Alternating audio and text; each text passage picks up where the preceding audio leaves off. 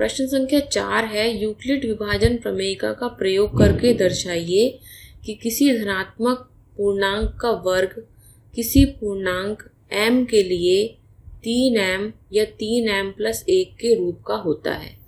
तो यहाँ यूक्लिड विभाजन प्रमेयिका का प्रयोग करना है। इसका अर्थ है हमें ये जो 3m और 3m+1 दे रखे हैं, इनकी तुलना हम प्रमेयिका के रूप से कर सकते हैं। यानी इनके नीचे मैं लिख दूँ BQ+R और ये है A की वैल्यू।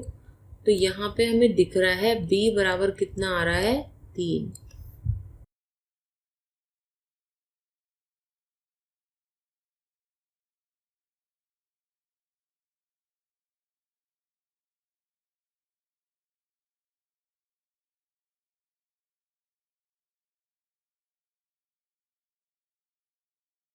A बराबर BQ+R है और B का मान है 3, तो ये हो जाएगा A बराबर 3Q+R और R का जो लिमिट है वो हो जाएगी 0 से बड़ा या उसके बराबर और B यानी 3 से छोटा। तो R के संभावित मान हो जाएंगे R बराबर 0, 1, 2। तो यहाँ पे सबसे पहला केस लेके देखते हैं हम। केस फर्स्ट, जहाँ पे हम लेंगे R बराबर 0, तो A का मान हो जाएगा अब A बराबर 3Q+0। और प्रश्न में दे रखा है कि हमें धनात्मक संख्या का वर्ग करना है। तो हम धनात्मक पूर्णांक का वर्ग करके देखते हैं। A बराबर 3Q मिला है हमें यहाँ से, तो दोनों ही साइड का वर्ग कर देते हैं। तो ये हो जाएगा A² बराबर 3Q का स्क्वायर, यानी A² का मान हो गया, 3 का भी स्क्वायर करना है और Q का भी स्क्वायर करना है। 3 का स्क्वायर कर दें और Q का स्क्वायर कर दें। 3 का स्क्वायर हो गया 9 और Q स्क्वायर। तो यहाँ पे हमें इसे देखते हैं क्या ये 3m या 3m+1 के रूप का हो सकता है। तो हम क्या करें, इसमें 9 के टुकड़े कर लेते हैं। 9 को लिख देते हैं 3 गुणा 3 और Q स्क्वायर ऐसे ही उतार लेते हैं।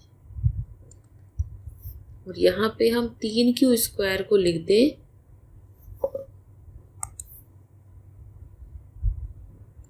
Q स्क्वायर को लिख देते हैं, ये है m।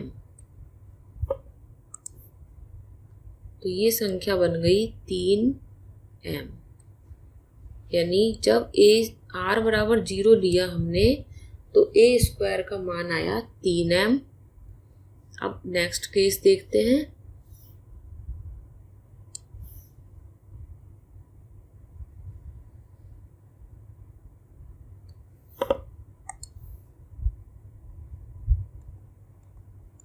केस सेकंड में हम ले लेते हैं R बराबर 1। तो A बराबर हो गया 3Q+1। अब हमें धनात्मक जो पूर्णांक माना है हमने उसका वर्ग करके देखते हैं। दोनों साइड का वर्ग कर दें तो ये हो जाएगा A² बराबर 3Q+1 का स्क्वायर। होल स्क्वायर खोलने के लिए हम सर्वसमय का काम में लेंगे, जो है A+B का होल स्क्वायर, यानी ये क्या होती है A² + 2AB + B²।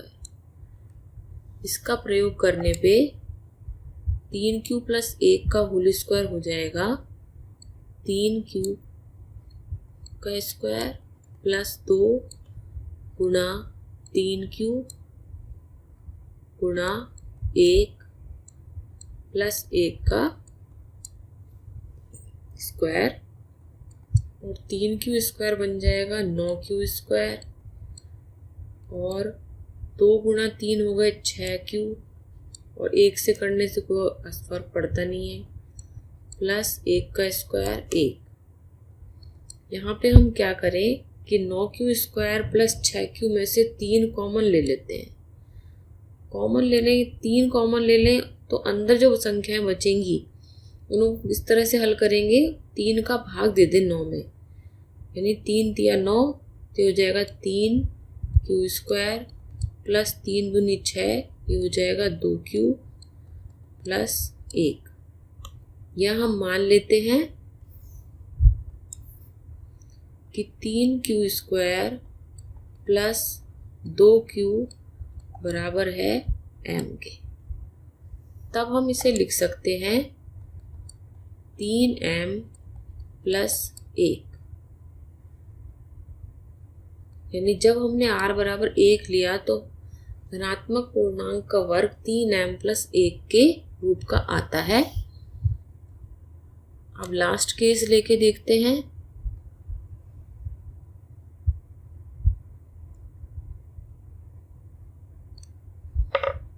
जहाँ हम लेंगे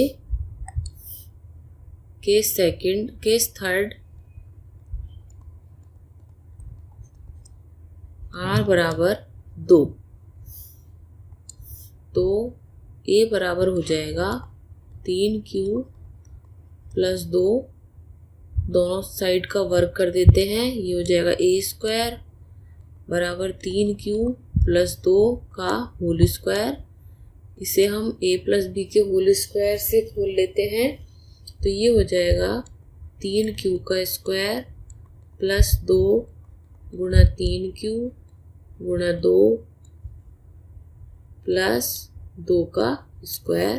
तो ये हो जाएगा हमारे पास 3q स्क्वायर हो गया 9q स्क्वायर, प्लस इन संख्याओं को गुणा कर लें, 3 दूनी 6, 6 दूनी 12, तो 12q प्लस 4।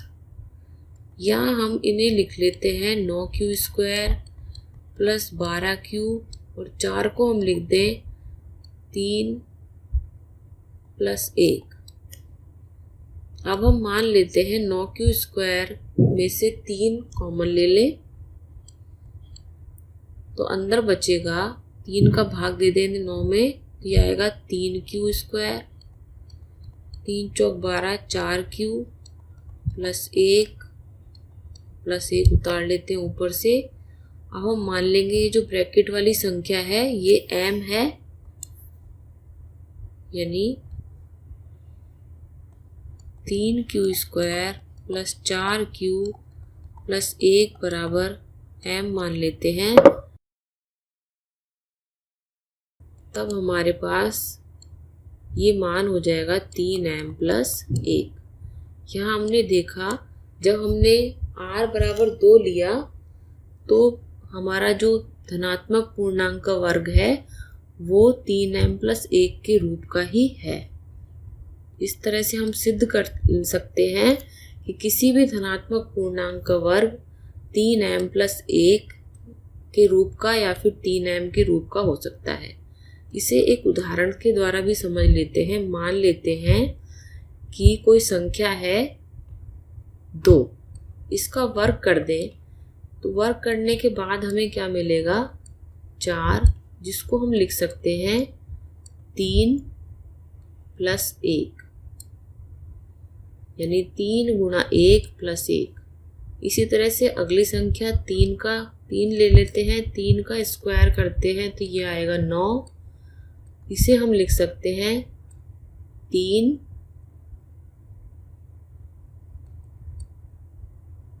गुणा 3, यानी ये हो गया 3m, और 2 का स्क्वायर हो गया 3m प्लस 1।